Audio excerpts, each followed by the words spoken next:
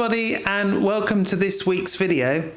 As you know, I've been doing a whole series on school initiatives, and it's my great pleasure today to talk about an initiative that actually links different parts across the school, and that revolves around something that's called Amal's Journey.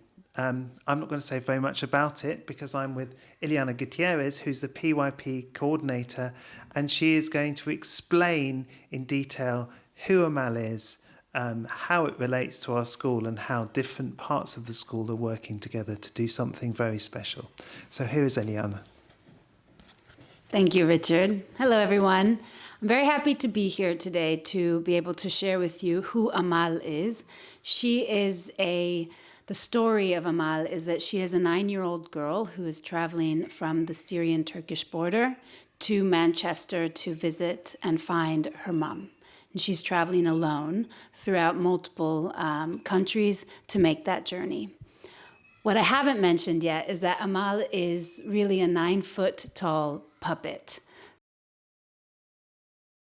So she is a puppet that represents the stories of many unaccompanied minors who travel in search of family, in search of a new home. And one of the reasons that this really stood out to us is because this story that's unfolding across the stage of Europe is something that is at the heart of what we try to do here at ISL. It has a mission. It connects to the world around us, to real-life events. It is organized with networks of people who are committed to the arts and to making a difference in the world.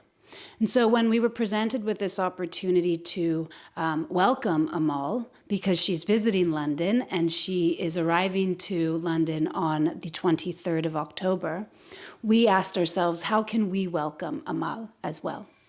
And so Mr. Christie and myself and many of the other teachers have been working together to ask ourselves this question: how can we welcome Amal? And some of these amazing stories are unfolding in our own school.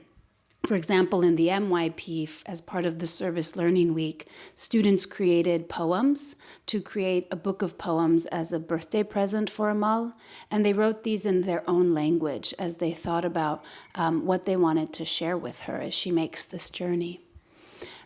These are big ideas. Some of the classes have been exploring what does it mean to be a refugee, but there's some basic elements to her story. She's in search of a home. She's in search of her mother. And so our grade 1 students have asked themselves, what makes a home? And they have introduced a doll version of Amal into the classroom, and they have they will be making a bedroom for her, because what they've decided Amal needs is a bedroom that she can call her own. And so they'll be designing this, and they will present it to her as part of the hopes and dreams that they've imagined for her. In our grade 5 class, as they explore human migration and the reasons people migrate, they've come up with the idea to make a giant scarf for Amal. But these scarves will be connected by safety pins, because we don't just want a 9-foot-long scarf. We want this to be something that could also represent and be of value, represent something meaningful. And so the scarves will be connected by safety pins that they can then be donated to a nonprofit organization who can donate those scarves to other refugees.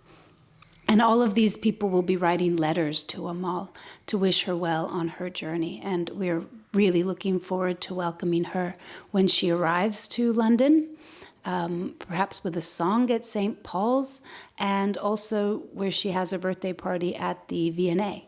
So we look forward to seeing how these events unfold, and keep an eye out for Amal as she makes her way to London. Thank you. This isn't going to be the only time we're talking about Amal and her journey, and we will have other videos that you will see on this story, including some information on some performance aspects which will be happening later in the year, and that's all very exciting. So this is one of our great projects, and it's been really good to be able to talk about it today. Thank you, everybody.